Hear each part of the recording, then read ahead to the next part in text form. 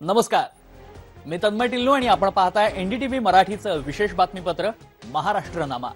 महाराष्ट्र सरकारनं सर्वसामान्यांच्या हितासाठी कोणते निर्णय घेतले, कोणत्या योजना राज्यात राबवल्या ज्यामुळे राज्याचा चेहरा मोहरा बदलतोय याची माहिती आम्ही तुम्हाला या बातमीपत्रात देणार आहोत। केंद्रीय गृह आणि सहकार मंत्री अमित शहा यांच्या अध्यक्षतेखाली नवी दिल्लीत ऊस आणि कांदा उत्पादक शेतकऱ्यांच्या विविध अडचणींसंदर्भात एक महत्त्वाची उच्चस्तरीय बैठक पार पडली।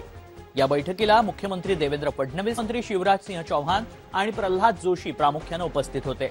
बैठकीनंतर उपमुख्यमंत्री एकनाथ शिंदे आणि उपमुख्यमंत्री सुनेत्रा अजित पवार यांनी माध्यमांशी संवाद साधताना सांगितलं, बैठकीत महाराष्ट्रातील शेतकऱ्यांच्या हमीभाव, निर्यात आणि साखर कारखान्यांच्या अडचणींवर सविस्तर आणि सकारात्मक चर्चा झाली आहे। कांद्याच्या संदर्भातही विशेषतः आमच्या ज्या मुख्य मागण्या होत्या की आता जी नाफेड आणि एनसीसीएफने कांदा खरेदी सुरू केली आहे ही बाजारामध्ये झाली पाहिजे, ती व्यापाऱ्याकडनं नाही तर ती शेतकऱ्याकडनं केली पाहिजे, त्याला मान्यता मिळालेली आहे। कांदा साठवणूक असेल किंवा इतर गोष्टींच्या संदर्भात ज्या काही मागण्या करण्यात आल्या त्या मागण्या त्यांनी मान्य केल्या। कांद्याला स्थिर भाव मिळाला पाहिजे यासाठी सकारात्मक निर्णय आज अमित भाईंनी घेतलेले आहेत।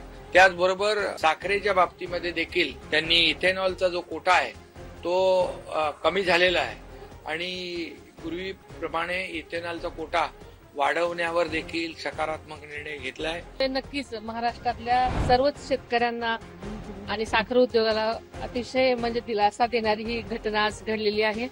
आम्ही अत्यंत समाधानी आहोत। मुख्यमंत्री देवेंद्र फडणवीसांच्या अध्यक्षतेखाली आणि केंद्रीय मंत्री CR पाटील यांच्या प्रमुख उपस्थितीत राज्याच्या जलसंपदा विभाग आणि जलजीवन मिशनची महत्त्वपूर्ण आढावा बैठक पार पडली। या बैठकीत राज्यातील प्रलंबित सिंचन प्रकल्प, पाणी टंचाई निवारण आणि प्रत्येक घरापर्यंत नळानं शुद्ध पाणी पोहोचवण्याच्या योजनांवर सविस्तर चर्चा झाली। बैठकीनंतर उपमुख्यमंत्री एकनाथ शिंदे आणि उपमुख्यमंत्री सुनेत्रा अजित पवार यांनी प्रसारमाध्यमांशी बोलताना सांगितलं, केंद्राच्या सहकार्यानं राज्यातील जलप्रकल्प वेळेत पूर्ण करण्यावर सकारात्मक चर्चा झाली आहे। तांत्रिक आणि प्रशासकीय अडचणी दूर करून ग्रामीण भागातील पाणीपुरवठा योजना अधिक गतीनं राबवल्या जातील असं आश्वासन दोन्ही उपमुख्यमंत्र्यांनी याप्रसंगी दिलं। जवळपास 6,800 कोटी रुपये हे आता या योजना पूर्ण करण्याकरता आपल्याला देत आहे, त्यामुळे मोठ्या प्रमाणात आपल्या योजना कंप्लीट होतील। नागपूर महानगरपालिकेच्या भांडेवाडी डम्पिंग यार्ड येथील देशातील पहिल्या एकीकृत शहर घनकचरा प्रक्रिया प्रकल्पाची पाहणी मुख्यमंत्री फडणवीसांकडून करण्यात आली। या अत्याधुनिक प्रकल्पामुळे सुमारे 1,200 मेट्रिक टन कचऱ्यावर प्रक्रिया होऊन प्रतिदिन 28 टन गॅसची निर्मिती होणार आहे। कचऱ्यापासून बायोगॅस, कंपोस्ट खत आणि पॉवर प्लेट्स निर्माण करणारा हा प्रकल्प संपूर्ण देशात पर्यावरणासाठी एक आदर्श ठरेल असा विश्वास मुख्यमंत्र्यांनी याप्रसंगी व्यक्त केला। या पाहणी दौऱ्यादरम्यान नागपूरचे पालकमंत्री चंद्रशेखर बावनकुळे, आमदार कृष्णा खोपडे, प्रवीण दटके, महापौर नीता ठाकरे आणि उपमहापौर लीना हाथीबेड यांच्यासह विविध लोकप्रतिनिधी आणि वरिष्ठ अधिकारी उपस्थित होते।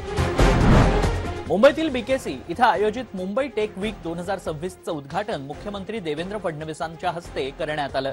या प्रसंगी बोलताना त्यांनी मुंबईची आर्थिक ताकद आणि मजबूत परिसंस्थेच्या बळावर महाराष्ट्र जगात एआय क्षेत्राचं नेतृत्व करेल असा ठाम विश्वास व्यक्त केला। राज्य शासनानं 10,000 कोटी रुपयांची एआय गुंतवणूक, 1.5 लाख रोजगार निर्मिती आणि 6 सेंटर ऑफ एक्सलन्स उभारण्याचं उद्दिष्ट ठेवलं असून नवउद्योजकांसाठी 2000 GPU सह कम्प्यूट ॲज अ सर्व्हिस सुविधा उपलब्ध करून दिली जाते। गुन्हे तपासण्यासाठी क्राईम OS आणि शेतकऱ्यांसाठी महाविस्तार ॲप अशा शासकीय विभागांमधील एआयच्या प्रभावी वापराचा त्यांनी विशेष उल्लेख केला। मुंबईतील मुंबई टेक वीक 2026 या भव्य तंत्रज्ञान परिषदेत बृहन्मुंबई महानगरपालिकेच्या AI power digital approval twin या नाविन्यपूर्ण उपक्रमाचं उद्घाटन मुख्यमंत्री देवेंद्र फडणवीसांच्या हस्ते करण्यात आलं। या अत्याधुनिक एआय आधारित प्रणालीमुळे मुंबईतील बांधकाम मंजुरी प्रक्रिया अधिक गतिमान, पारदर्शक आणि सुलभ होणार आहे। भविष्यात सज्ज प्रशासनाची सांगड घालत मुंबई महानगरपालिका अधिक स्मार्ट, वेगवान आणि कार्यक्षम शहरी प्रशासन व्यवस्थेकडे एक महत्त्वपूर्ण पाऊल टाकतेय। महत्त्वपूर्ण सोहळ्याला मुंबईच्या महापौर रितू तावडे यांच्यासह तंत्रज्ञान क्षेत्रातील नामांकित उद्योजक, वरिष्ठ प्रशासकीय अधिकारी आणि इतर अनेक मान्यवर उपस्थित होते। तर या होत्या या आठवड्याच्या महत्त्वाच्या बातम्या। पुन्हा भेटूयात पुढच्या आठवड्यात। धन्यवाद।